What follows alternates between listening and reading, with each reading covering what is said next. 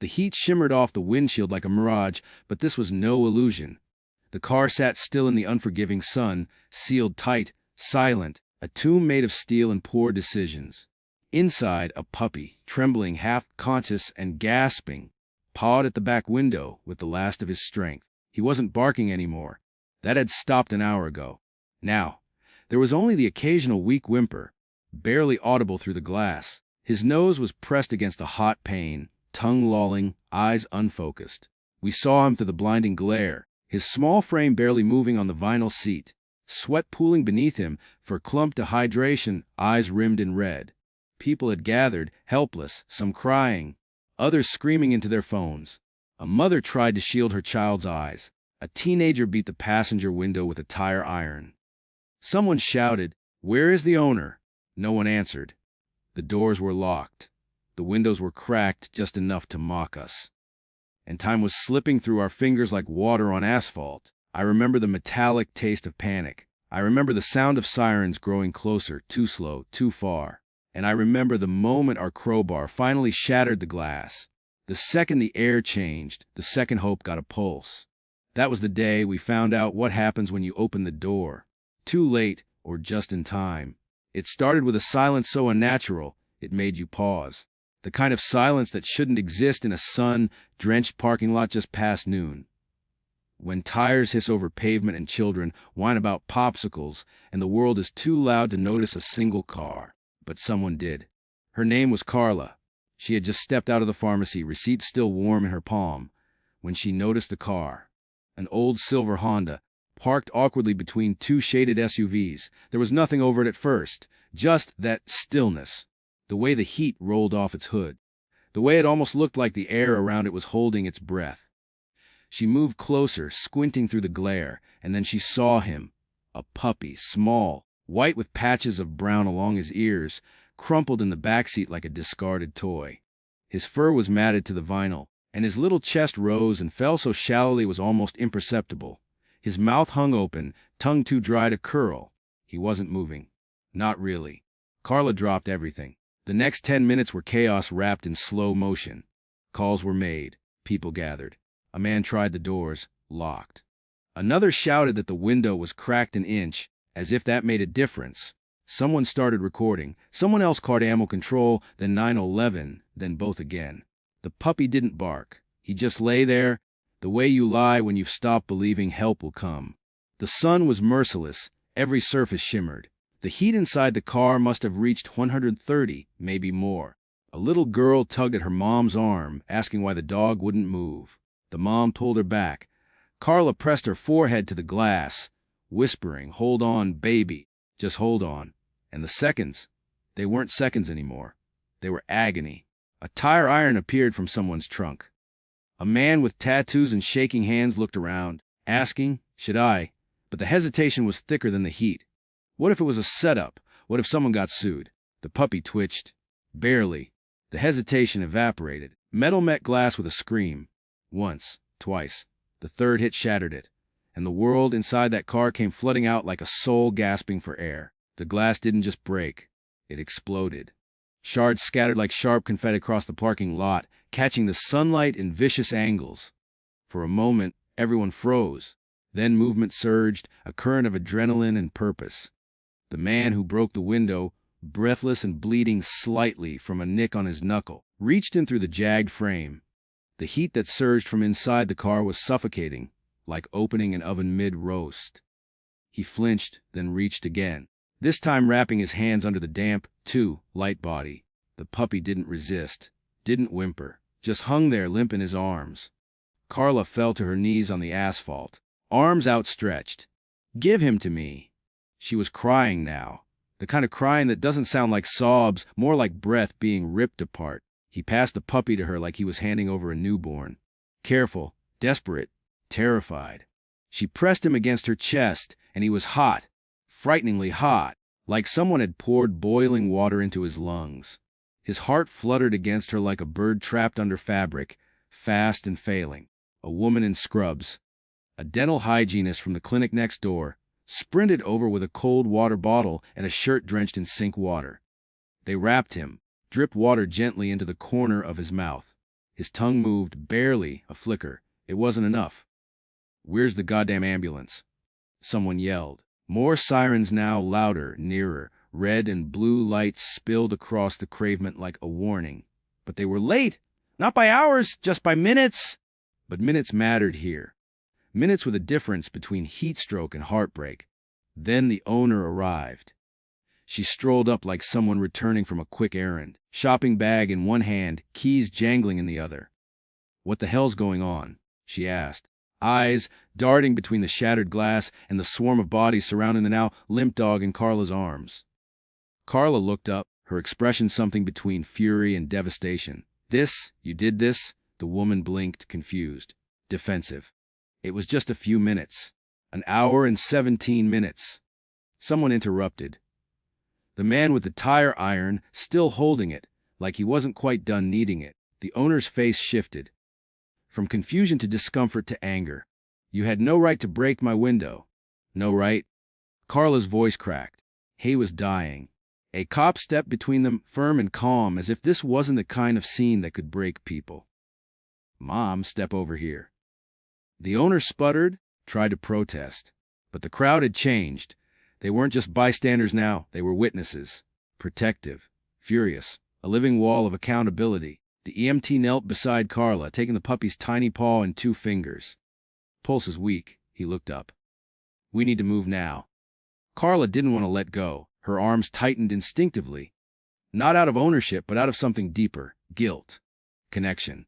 A primal need to not lose this tiny thing who had already lost so much. "Come with us," the EMT said.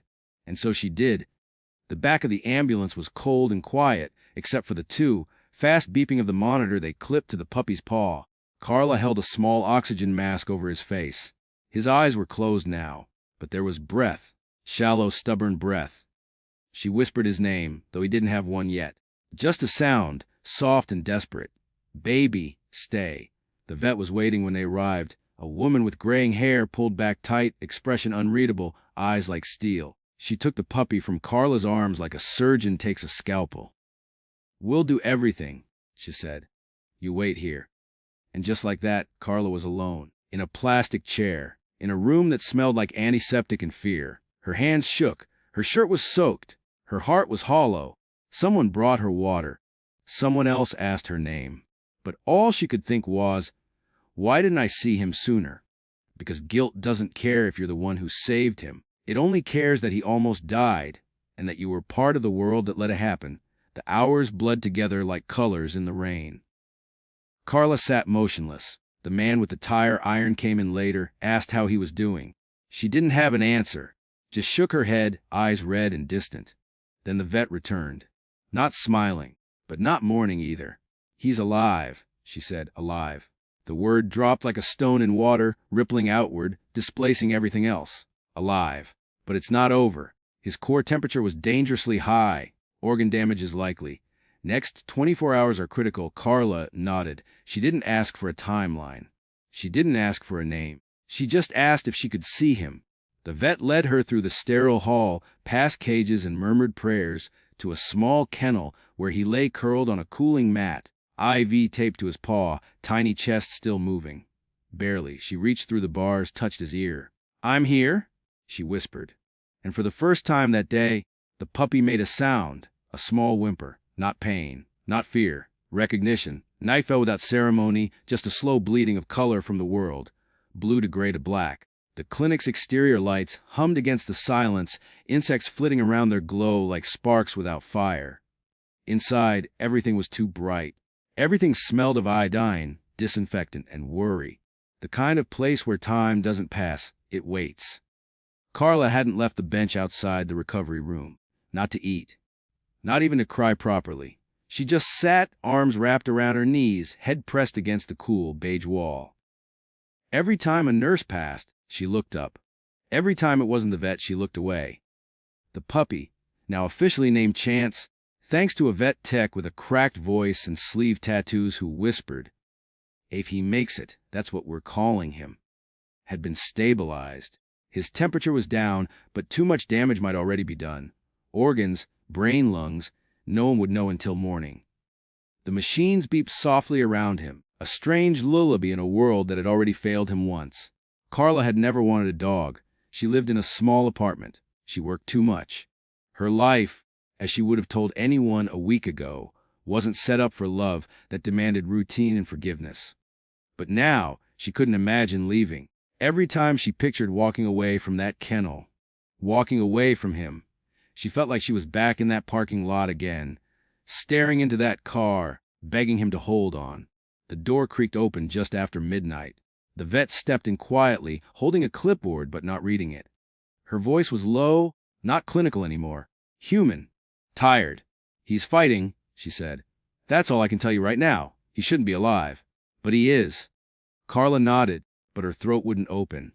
She blinked hard and stood, wiping her palms on her jeans. "Can I sit with him?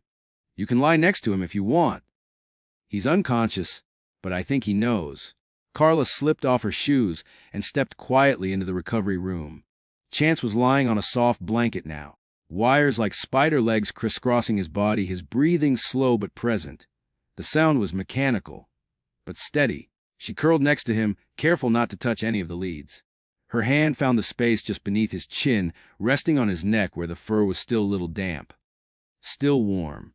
She closed her eyes and whispered, "I'm here. You don't have to do this alone." Outside, the night deepened. Cars passed like sighs on the highway. Somewhere, a thunderstorm rumbled, distant, polite. Inside, a puppy breathed, and a woman refused to leave. By morning, Chance stirred. It was small, just a flicker of his ear, a twitch of his paw. Carla sat up so fast she nearly knocked over a tray. The vet rushed in, eyes wide with disbelief. "He's waking up." It was a miracle, they said. Not just the fact that he'd made it through the night, but that he was responding to voice, to touch, to the sound of Carla's heartbeat as she held him gently that afternoon while the IV drip hummed beside them. But miracles are rarely clean. Recovery wasn't a single sunrise. It was a series of difficult, delicate days. Chance couldn't stand. He wouldn't eat. The damage from the heat, though less than they feared, had frayed his nerves, fried something in his memory. When someone reached too fast, he flinched. When a door slammed, he whimpered. Once, when a nurse dropped a clipboard, he peed himself. The guilt returned with a vengeance. Carla found herself apologizing out loud to no one. "I should have seen him sooner. I should have broken the glass faster.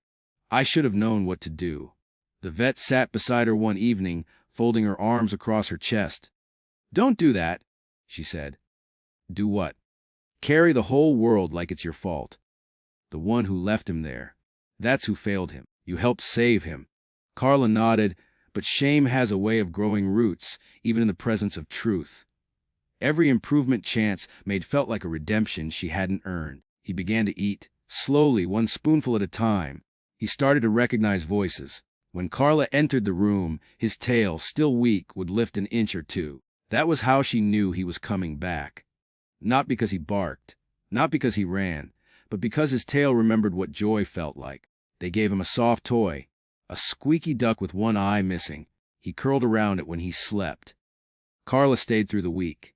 She didn't go home. Her landlord left voicemails.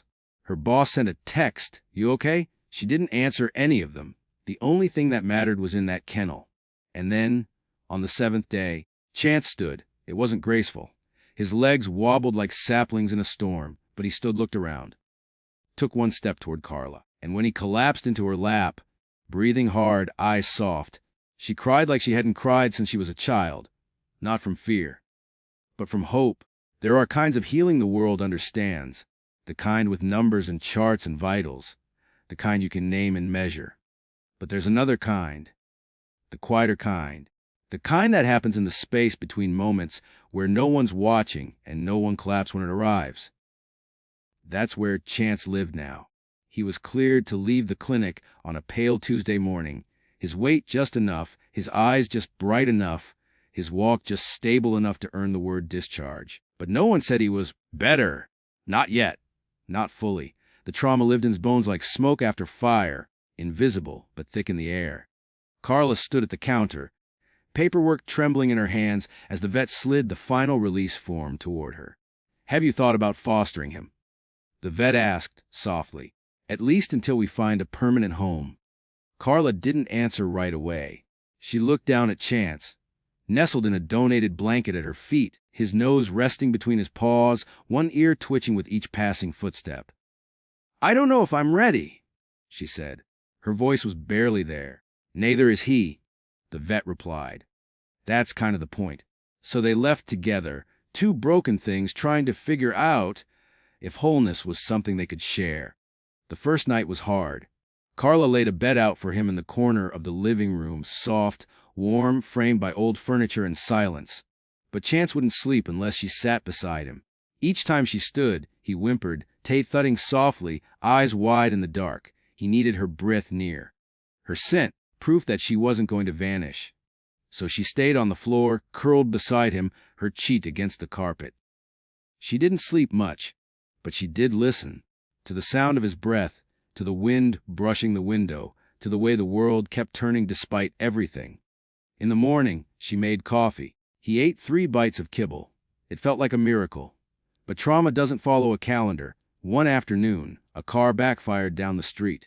The sound cracked the air like a memory. Chance dove under the table, tail tucked, eyes wild. It took Carla 30 minutes to coax him out, whispering nonsense the whole time, soft lullabies made of apology and praise. Sometimes he stared at the front door like it was something to fear. Sometimes he whimpered in his sleep. Sometimes he refused to go near the car at all, planting his feet and trembling until she picked him up. And still, every morning, she laid out his food and waited. Every evening, she sat on the floor beside his bed and read old novels aloud. Not because he understood the words, but because her voice seemed to anchor him. Sometimes he would crawl into her lap, duck his head beneath her elbow, and fall asleep there, as if her heartbeat was a map he was slowly learning. There were small victories. The day he climbed onto the couch on his own. The moment he chased a leaf across the yard. The first time he wagged his tail and didn't stop. The first time he barked was a strange high-pitched thing, startled even him. But Carla laughed so hard she cried. "I've been waiting for that," she whispered, wiping her cheeks. She had never imagined herself with a dog. But now the house didn't feel like hers until she heard his nails on the wood floor. The silence without him wasn't peaceful. It was empty. At the clinic, the case against the owner had made its way through the system. Fines were issued. A ban on pet ownership was filed. But that part of the story felt far away now, like it belonged to another version of Chance. The version that had laid in the back seat, fading under the sun. This version, the one that trotted behind Carla in the garden, nose dusted with soil, was made of something new, still fragile, but growing. Carla didn't say she was keeping him. Not out loud, not for weeks. But one night, as he lay beside her on the couch, his body finally at rest, she whispered into his fur, "You're home now." Chance didn't react, but his breathing changed. Deeper, softer, like he understood, like her promise had finally reached him. Somewhere along the way, summer gave up its grip. The air softened. The light fell gentler across the hardwood floors, no longer blistering, just warm. The world stopped holding its breath, and so did Chance. The mornings became rituals. Coffee for Carla, a gentle leash clipped to a blue collar that read, "Chance," in crooked engraving. They walked through dew-drenched parks where leaves had begun their slow gold turn. No one noticed the quiet bond between them, but it was there. In the way Chance no longer hesitated at open doors, in the way his tail curled slightly whenever Carla's shadow crossed his, in the way he slept, fully, deeply, unafraid. The final hearing came and went like a passing storm. Carla didn't attend, though they asked her to. The law had done what it could: fines, community service, a mark on a record. But none of it mattered anymore. The owner was a detail, a shadow, a hinge the story once turned on, but no longer needed to stay open. What mattered was the living thing beside her. What mattered was the boy who had nearly died alone, and now rested his head in her lap while she paid bills or read or just breathed. What mattered was after. Chance still had scars. On hot days he got restless, pacing, panning, circling the room like he was back in that oven of a car. Carla kept a fan on him. She bought cooling mats and shaded the windows. She learned how to read his silences, and in return, he gave her his everything. It happened one afternoon in September, a month and a lifetime after the rescue. They were at a lake on the edge of town, not many people around. The wind stirred the trees in lazy spirals, and the water lapped quietly at the shore. Carla sat on a weathered bench, watching the horizon. Chance sniffed the air beside her, then turned suddenly and ran, not far, just a few yards, but fast, joyful, free. She watched flopping, legs clumsy, eyes wide with the reckless kind of happiness that only creatures who've come back from the edge can feel. And in that moment, it wasn't about where he came from. It wasn't about what he survived. It was about now. Carla laughed, fully, openly, a sound catching in her throat like a song she forgot she knew. She stood, called his name. He stopped mid-run, turned and looked at her. That was the moment, because he didn't just look, he chose. He ran back, ears flying, paws pounding, eyes locked to hers with a certainty that made her knees weak. He threw himself into her legs, nearly knocking her over, and she dropped to the grass, burying her face into his fur. "You came back," she whispered, holding him tight. He licked her cheek once, then pressed his head into her chest and stayed there. Not afraid, not broken, just home. And maybe that's what healing really is. Not erasing the pain, not pretending it never happened, but choosing to return, choosing to trust, choosing to run toward love, even after it once ran away from you. That night, with the windows open and the summer finally behind them, Carla watched Chance sleep on the rug by her bed. The moonlight spilled across his fur like forgiveness. And in the stillness of that room, with nothing left to prove, she whispered the truth out loud. Not for him to hear, but for her. "You saved me too. Because sometimes the door that needs opening isn't the one on the car. It's the one you locked inside yourself. And sometimes, when it finally opens, what you find is a life, breathing, whole, and waiting, on the other side." The seasons changed quietly, like someone turning down the volume on a world that used to shout. By November, frost began to kiss the edges of windows, and Carla had learned to carry a blanket in the back seat just in case Chance ever trembled. He rarely did now. Their rhythms had become sacred in their smallness. Two lives braided by shared memory, not pain. Mornings were walks before the world woke up. Nights were books half read and tea left cooling as they drifted off, Chance snoring softly at her feet like a tiny engine of peace. But it wasn't always easy. There were days when Carla couldn't look at a car parked in the sun without her stomach twisting. Days when she imagined that moment again. The glass not breaking, the sirens not coming, the door never opening. It still haunted her, sometimes in dreams, sometimes in silence. And then there were his scars. They weren't physical. Not anymore. The vet said his organs were functioning beautifully. Said he was lucky. But Carla had stopped calling it luck. It didn't feel like luck to survive something you should never have been forced to endure. It felt like endurance. Will. Grace in the face of cruelty. Sometimes, when it rained hard, he would still seek out her lap and bury his head there, his body going soft like he needed the reminder, "You're safe. You're safe. You're safe." She whispered it like a prayer each time, her hand over his heart. They began volunteering at the shelter together. At first, Chance stayed close, nervous, skittish around the barking. But in time, something remarkable happened. The other dogs followed him. It wasn't dominance. It wasn't training.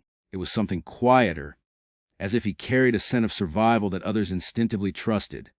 He became their calm, their center. The vet, the one with the steel eyes and soft voice, visited once, months later. She watched him play in the shelter yard with a three-legged mutt named Bowie and a terrified pit bull who hadn't wagged her tail in weeks. "He's different now," she said to Carla, smiling gently. "No," Carla said without hesitation. "He's becoming." Because healing, she had learned, wasn't a destination. It was a becoming, and she was becoming, too. Not someone who saved a dog, but someone who could finally let herself be loved by one. Then came the spring. The first warm day felt like a threshold. Not hot, not suffocating, just light. Open windows, soft air, flowers testing their edges. Carla stood on the porch, watching Chance roll in the grass, his legs skyward, tongue out, the picture of joy in motion. Her neighbor came over with her daughter, who was holding a toy truck and watching Chance curiously, eyes at the dog from the news. The girl asked, wide-eyed. Carla nodded. The girl leaned closer, her voice a whisper. "He doesn't look sad." Carla smiled. "He's not," she said. "Not anymore." The little girl crouched down, holding out a hand. Chance walked to her slowly, sniffed, then gently pressed his head into her palm. It was nothing, and it was everything. That night, after the porch lighted off and the world folded into its quiet again, Carla left the door open. Just a crack. Not because she was waiting for anyone, but because some doors, once opened, are never meant to be shut again. They always ask how it ended. People who hear about it secondhand, who saw the video online, who passed around the headline, who maybe cried into their coffee at a thumbnail showing a cracked window and a frightened face. They always want to know how it ended. Did the owner go to jail? Did the dog recover fully? Did the woman keep him? And Carla never quite had to answer, because none of it ended. The rescue was just the beginning. What happened in that parking lot didn't finish when the sirens arrived, or when the glass broke, or even when the vet said, "He's going to make it." That was just chapter 1. And what came after? The walking through trauma, the days filled with patience and trembling pause, and the kind of quiet that only survivors understand. That was a lifetime, not a conclusion. But if they ask gently, if they don't just want the headline but the heartbeat beneath it, Carla tells them this. She tells them about the way Chance looks at her now, when she opens the car door on warm days and he doesn't hesitate. The way he waits, looking up at her for permission, not out of fear, but because he trusts her to say, "Yes, it's safe now."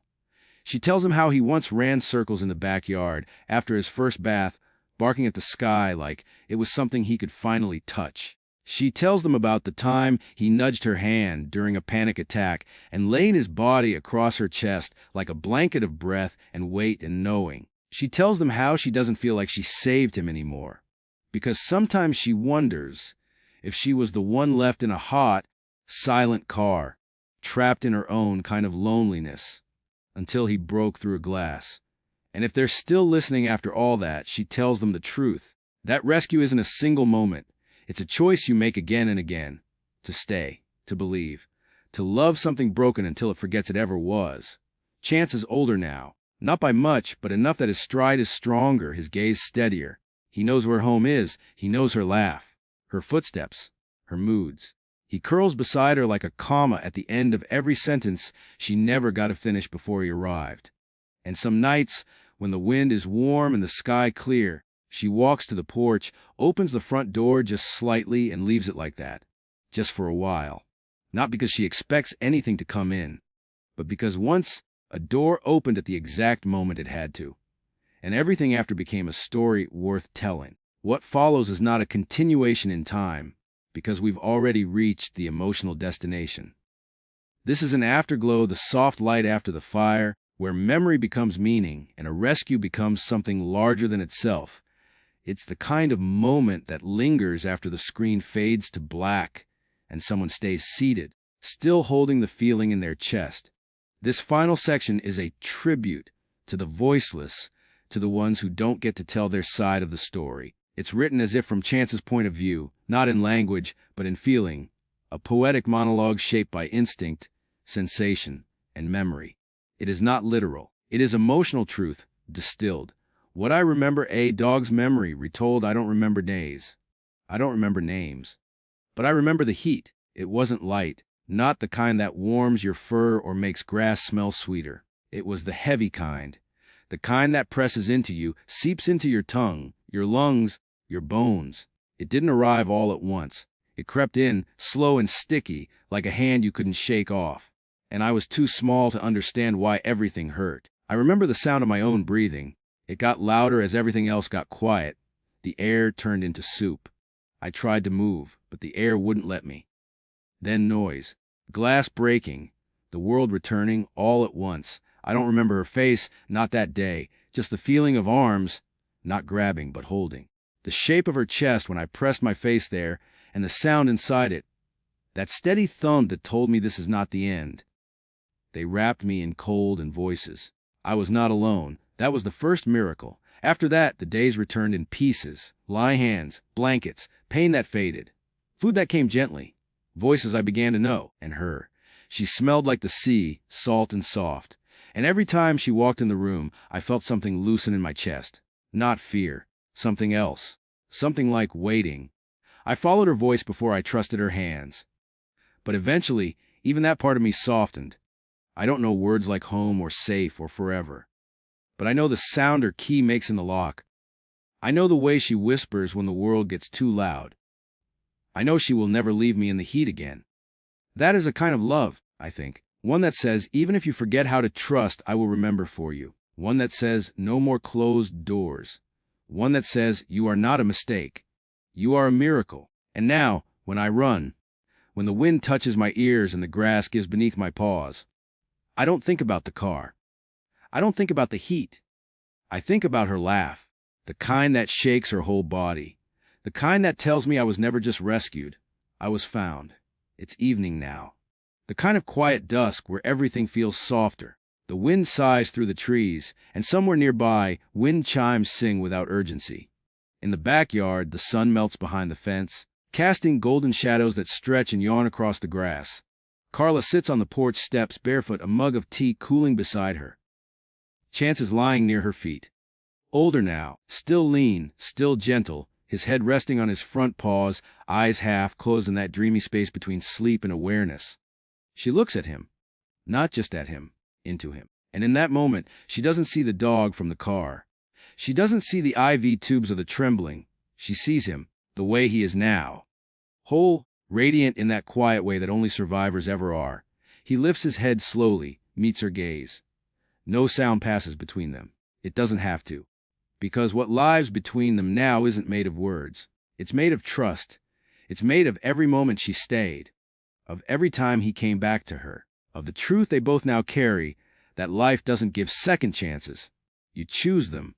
Carla leans back on her hands, breathes in the warm air, and glances toward the house behind her. The front door is still cracked open, just an inch. She smiles. And in that inch of space, the entire story lives. Not in pain, not in rescue, but in what came after.